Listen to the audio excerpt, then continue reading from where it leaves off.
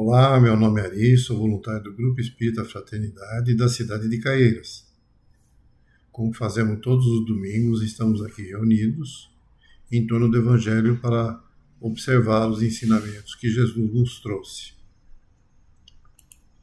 Hoje nós vamos estar falando de um tema que está no livro O Espírito da Verdade, é o item 49, Na Viagem da Vida. Esse trecho está no Evangelho segundo o Espiritismo, capítulo 9, Bem-aventurados os brandos e pacíficos. Esse ensinamento de Jesus do Sermão da Montanha está em Mateus, capítulo 5, versículos 4 a 9. Lá, Jesus promete que os mansos herdarão a terra e os pacíficos serão filhos de Deus. Essa máxima que Jesus apresenta, ele está exaltando a moderação, a afabilidade, a paciência, condenando a violência e a cólera. E lá no Evangelho segundo o Espiritismo, no item 4, Jesus faz da brandura, da moderação, da mansuetude, da afabilidade, da paciência, uma lei. E condena a cólera, a violência e até toda a expressão descortês que alguém possa usar para com seus semelhantes. Naquela época havia uma expressão entre os hebreus que era raca, que era um insulto, um termo desdenhoso, um termo pejorativo, um termo preconceituoso, que significava que aquela pessoa a quem se dirigia essa palavra não valia nada, era desprezível. E se pronunciava cuspindo e virando para o lado a cabeça. Jesus ele condenava esse ato, e dizia que isso era passível de julgamento. Mas a pessoa pode perguntar, mas em que pode uma simples palavra revestir-se de tanta gravidade que merecia severa reprovação? E lá no próprio Evangelho, segundo o Espiritismo, está dito, está explicado que toda palavra ofensiva exprime um sentimento contrário à lei de amor e da caridade que Jesus veio pregar e que deve presidir as relações humanas, para manter a concórdia, para manter a união. E que uma atitude dessa constitui um golpe na benevolência recíproca e na fraternidade. E que isso aí alimenta o ódio, a animosidade. A maledicência, o maldizer, é uma coisa muito, muito ruim. Faz muito mal. E aí vem essa história da viagem da vida, que está lá no livro, O Espírito da Verdade. Que lá na viagem da vida ele fala: o progresso é a marca da humanidade. O homem ele controla o fogo, controlou o fogo, controlou a energia nas suas diversas formas existentes. A gente consegue controlar a explosão de forma a ter benefícios do seu efeito. A gente consegue dosar o veneno. No caso, o sal é um veneno em excesso. E ele bem dosado, ele saboriza os alimentos. Sem sal, nada tem sabor. A mesma coisa que a gente viu recentemente, o etanol, que é um veneno, combatendo um outro veneno que chama metanol, que é da mesma família. Então, bem dosado o veneno pode ser usado em nosso benefício. E assim a gente deve fazer também com as palavras que a gente profere, que a gente pronuncia, que podem, para aqueles com as quais a gente dirige, as que a direciona, pode ser um bálsamo, pode ser um remédio, pode ser um reconforto, ou pode estar carregada de crueldade, ela pode causar dor, ela pode prejudicar, ela pode deprimir, ela pode causar o tormento, ela pode causar loucura. Nessa nossa existência corpórea, né, a gente pode comparar ela a uma viagem, né? O corpo é como se fosse um barco. O pensamento é a força que move. E a língua é o leme que dirige o barco. Tiago, outro apóstolo, lá no capítulo 3, versículos de 4 a 5, ele fala: observai igualmente os navios que, sendo tão grandes e batidos de rijos ventos, por um pequeníssimo leme são dirigidos. Assim também é a língua, pequeno órgão que se gaba de grandes coisas. Tiago ensinava que a língua é como o leme de um navio. A língua define a direção e o destino das nossas vidas. No budismo, Buda dizia que a gente faz uma viagem ininterrupta pelo tempo, né? Nosso tempo. Para entender melhor essa viagem, a gente pode fazer uma similaridade com uma viagem real e a vida. Numa viagem, a gente transita por vários tipos de paisagens, de terrenos, né? Subidas, descidas, planos. A gente passa por vale, passa por montanha, os altos e baixos que a gente tem na vida, né? A gente vive um momento feliz, a gente vive um momento triste, né? A gente tem surpresa agradável, tem decepção, né? De uma viagem, sempre a gente colhe boas e más impressões, boas e más lembranças. E na filosofia budista, ela ensina que para todo encontro que a gente tem, com certeza vai haver um momento de separação. Ninguém deseja, mas é uma realidade que todos nós vamos enfrentar um dia. E comparando a vida com uma viagem de trem, por exemplo, ao nascer a gente é colocado nesse trem, dentro desse trem, que já estava em movimento. A gente não sabe para onde ele vai e não sabe que direção a gente está indo e quando a gente vai descer. Ao entrar nesse trem, o que a gente vai acabar encontrando? Não? Várias pessoas. Os irmãos, os pais, familiares, os amigos, a esposa, marido, filhos, conhecidos. E enquanto a gente está a bordo, a gente conversa, a gente se diverte, a gente come, a gente dorme, a gente se relaciona. Tudo vai bem, nós somos felizes, porém, não vai ser sempre assim. Vai chegar um momento em que essas pessoas irão desembarcar e vão se despedir da gente. Ou então, nós vamos desembarcar e vamos deixar essas pessoas no trem. E esses questionamentos são muitos, né, que a gente tem na vida. É uma analogia do ser humano como um viajante, né, que tem exatamente esse objetivo, proporcionar reflexão sobre a existência humana, sobre os nossos atos, as nossas atitudes. E para o budismo, assim como para as religiões cristãs, mas o budismo é interessante porque ele fala que o que sai da boca é um dos principais indicadores da qualidade do karma, que se chama, de uma pessoa, né? E do seu nível de atenção à qualidade da sua vida. Eles dizem que a fala não é apenas uma comunicação, mas uma ação física e mental que cria consequências positivas ou negativas para quem fala e para quem ouve, os nossos companheiros de viagem. No hinduísmo, o que sai pela boca é considerado de extrema importância.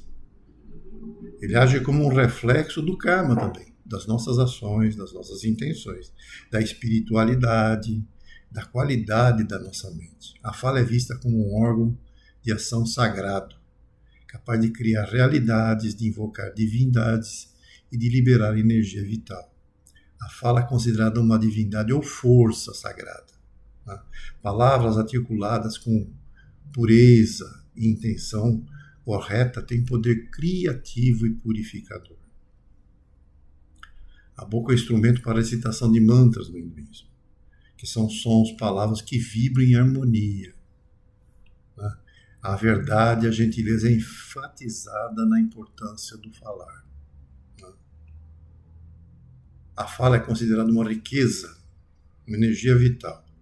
E eles falam que o sábio deve contar as palavras antes de proferir, usando com sabedoria, sem desperdício em conversas fúteis, para ferir os outros. E assim eles falam que uma fala quente ou impura, né, pode queimar. E uma fala fria ou meditativa calma e ilumina. Evitar palavras duras, mentiras, fofoca. Essa é a intenção no hinduísmo na fala. E a força das palavras na antiguidade era muito forte, né? Não era apenas um meio de comunicação, mas um instrumento de poder, de magia, de criação, de persuasão, não? Frequentemente associado aos deuses, à estrutura social. A palavra falada, escrita, tinha o poder de moldar a realidade, influenciar comportamentos, produzir efeitos tanto psicológicos quanto concretos. Quem já não ouviu falar de jogar uma praga? Né? Jogar uma praga na pessoa e a pessoa ficar carregando aquela praga a vida toda. Né? É o poder da palavra. No Egito ela era sagrada e mágica. Né? Os hieroglifos eram sagrados. A escrita tinha uma função mágica.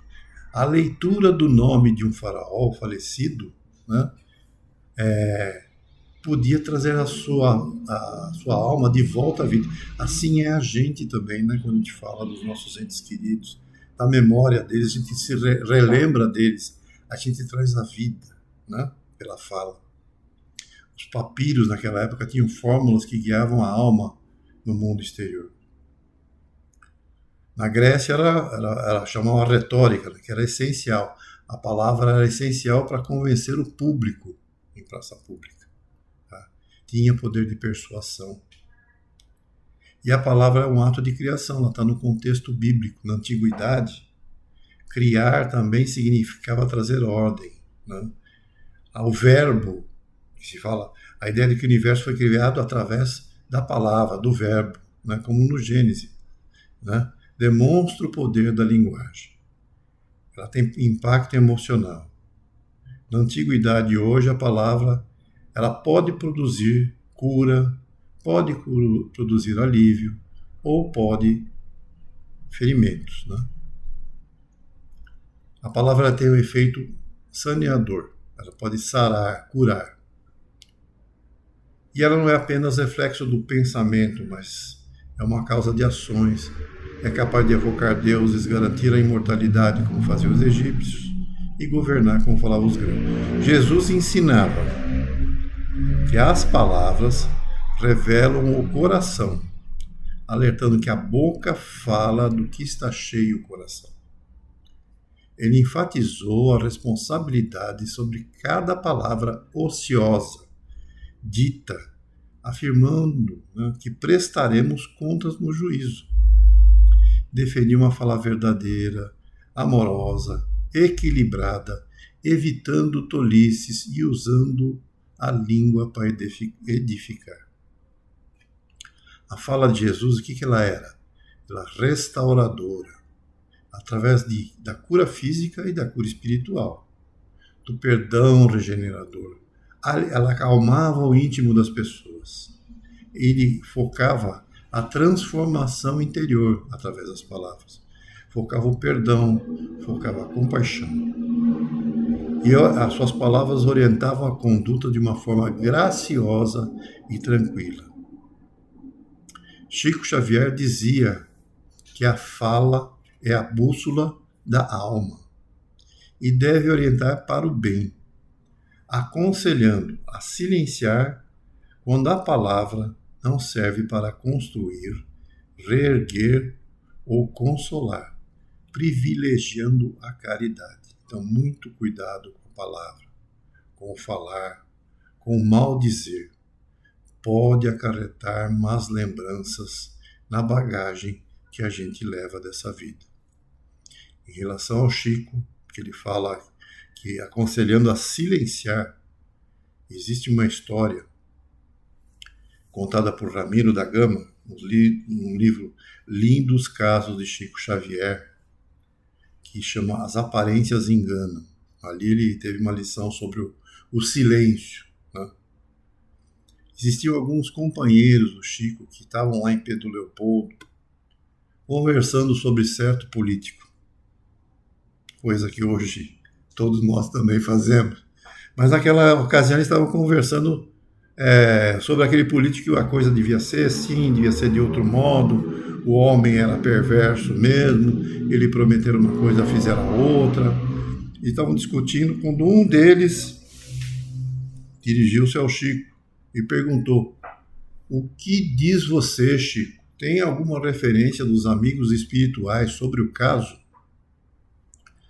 Chico, perguntado, pretendia responder, mas no momento que ele ia emitir a sua opinião, ouviu a voz de Emmanuel, sussurrando-lhe aos ouvidos: cale a sua boca, você não tem nada a ver com isso.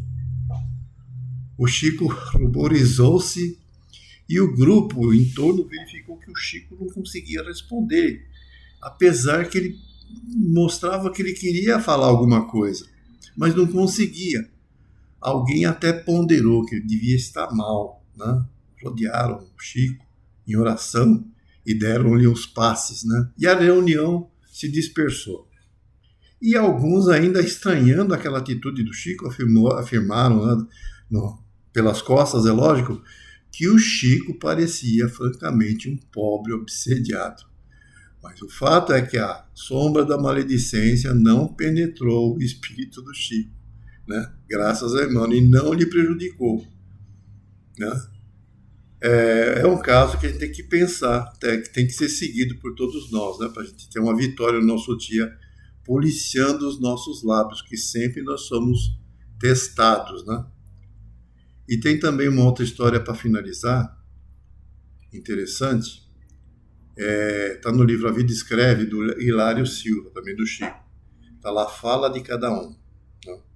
Diz que numa manifestação mediúnica, um centro espírita no Rio Grande do Sul, o espírito que se manifestou, o espírito deram de um padre um religioso, né, daquela região, já falecido, chamado Cacique de Barros. Né? Ele era baiano, inclusive. Atuou na educação no Rio Grande. E ele recomendava o estudo constante, né? E inclusive a meditação. Ele falava que era preciso fiscalizar, passar pelo crivo da análise, dar razão às mensagens. Né? E como solucionar esse problema, né? As pessoas que ali estavam entraram em oração, porque é complicado, tem que analisar tudo. E através desse médium, ele contou uma história. Através do médium, né, esse espírito contou uma historinha. Foi uma lenda hindu. Diz que um homem necessitado, ele tinha um burro que prestava grandes serviços. Mas ele não tinha recursos, esse homem. E o animal se enfraqueceu por falta de forragem, falta de alimento, que ele não tinha. E ali na região, passeando, ele achou um tigre morto. Tá? Ele teve uma ideia. Ele ia cobrir o burro, né, com a pele do tigre. Ia soltar cada noite nas terras dos fazendeiros vizinhos, que tinham bastante alimento. Visto disfarçado de tigre, né, o burrico ia ser respeitado. E assim aconteceu. Ele estava lá, o burrinho, se fartando da forragem, né, dos vizinhos. E de manhãzinha, o homem ia lá e recolhia ele para dentro da estrebaria dele, lá do curral dele, na casa dele. E o burro, nesse regime disfarçado de tigre, ia se alimentando e foi ficando, né, forte. Né, E uma noite que ele começou a ficar mais animado, uma noite passaram umas jumentas, né, pela área onde ele estava, né, zurrando. Né? E o burro ficou animado, ficou acordado e começou a zurrar também. Aí os fazendeiros descobriram. Ué, mas que coisa é essa? E foram lá e mataram o pobre do burrico, né? Rasgaram a pele. E aí o espírito ele faz uma pausa e continua, né, falando sobre a questão das manifestações. Nome, a forma, o gesto, a fama, a autoridade são aspectos na pessoa, sem serem de modo algum a pessoa em si. E aí ele recomenda: se vocês quiserem realmente conhecer benfeitores e malfeitores, sábios e ignorantes, sãos e doentes, escutem com atenção a fala de cada um. Era só para esse domingo, muita paz a todos, um bom domingo a todos, uma ótima semana. Cliquem no nosso canal, acionem o sininho, no YouTube, Facebook, no Instagram, estamos lá presentes. Bom domingo a todos, até a próxima.